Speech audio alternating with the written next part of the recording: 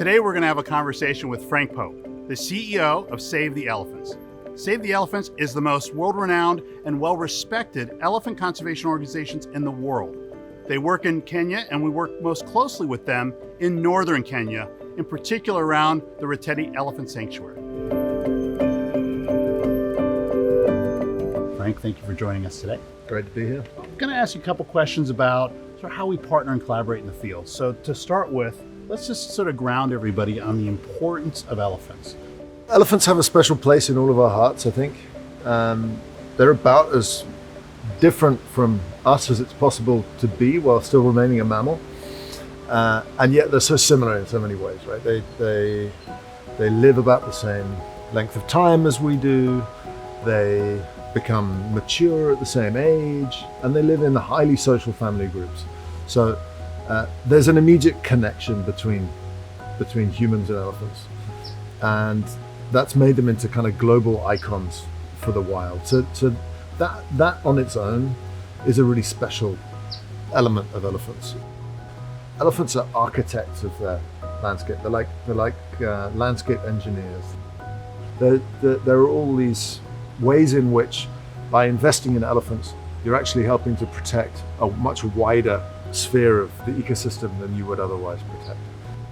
It's amazing to me how powerful the elephant is as a signature species that people just get blown away by their majesty, a disbelief that we get to share our planet with such an amazing creature. And I think that's something that so much propels our work in support of organizations like yours in the field and creating these collaborations together.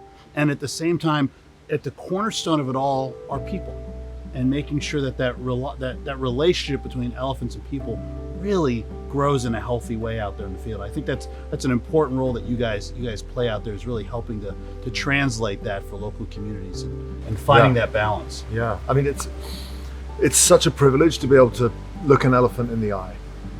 But sadly, all too often now, those experiences can be negative. There's a lot of fear building up because people don't have the experience. They don't understand how to protect themselves against the negative sides of elephants, and they've never had a positive encounter.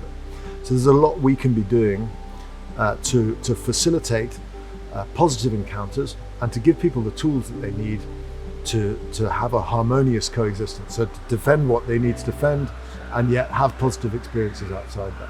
I think that's so powerful that it's something, when we think about our role here in San Diego, both the zoo and the park, that we take advantage of the opportunity to bring people in and inspire them about how helping to protect wildlife is a part of our mission and something we want to have everybody join us on.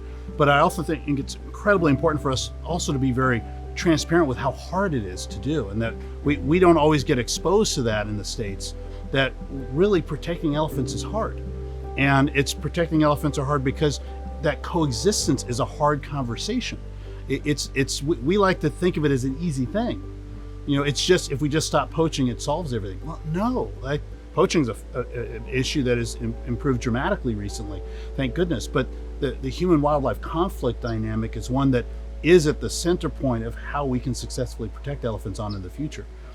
When we talk about conservation alliances, like can you share a little bit about how alliances like working with our organization and others really helps your work out there? How does that complement what you guys are trying to achieve?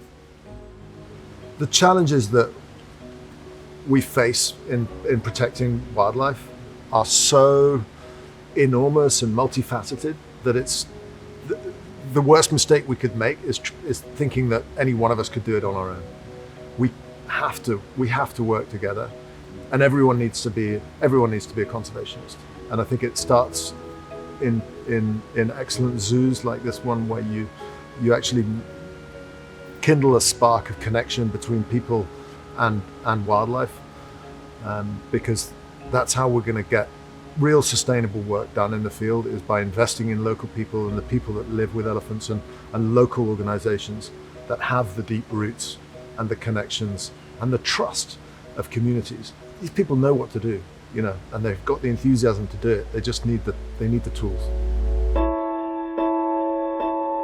The experience that you guys have in the close contact with the animals that you're caring for, I mean, immediate example that comes to mind is the Roteti Elephant Orphanage, where Save the Elephants is working with San Diego to understand the rewilding of those orphans.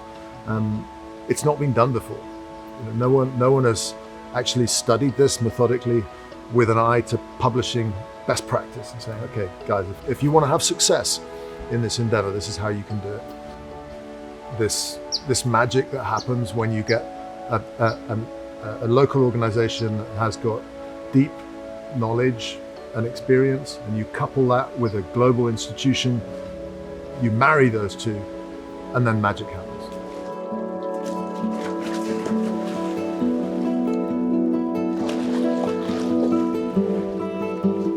Are there areas that surprise you today still about what we're learning? Yeah, I mean, we've been studying wild elephants scientifically for half a century now. You've got whole family trees that you guys have mapped out. And in Samburu, where we work, they're incredibly tame and trusting and easy to work with. But the window that we've managed to open onto their world is tiny. But we've had an interesting investigation into the relationship between elephants and bees, right? The biggest animal on the land and one of the smallest. And it turns out that elephants are really scared of bees.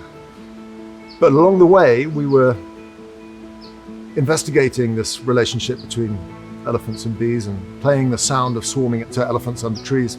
And they would wake up and they would run off in this very distinctive way, shaking their heads and flapping their ears. And they made a particular rumble as they did that. And we recorded that rumble and then played that rumble to other groups of sleeping elephants. And you know what they did? They woke up and they ran off exactly the same way. So we discovered what seemed to be a word or phrase that meant, watch out, bees, okay? Which was pretty interesting. It speaks to the importance of research and using technology to help kind of make discoveries and learn about how they're interacting with each other and how we can be better sort of stewards, if you will. Talk a little bit about your work with technology and how important research is in all the work that Save the Elephants does. Back in 1965, the founder of Save the Elephants, Ian Douglas Hamilton, put the first VHF tracking collar on an African mammal. It was actually a moose collar from North America. So it had been developed over here and it was taken over there and put onto an elephant. That technology has now come on leaps and bounds with GPS and other sensors that are now built into these collars. And for an animal that lives such a big life as elephants, there's really no other way of understanding their needs than tracking them with these collars. So we've got about 100 elephants in Kenya, and through partnerships about 400 elephants across Africa that are wearing tracking devices and telling us their stories through this data. And the engagement power of being able to say, look where this elephant is now and look where it's been in the last 2 weeks. To sit down with a politician and say, yeah, they come through your area and look how many elephants are in your area and look where they've been and look how connected you are with elsewhere.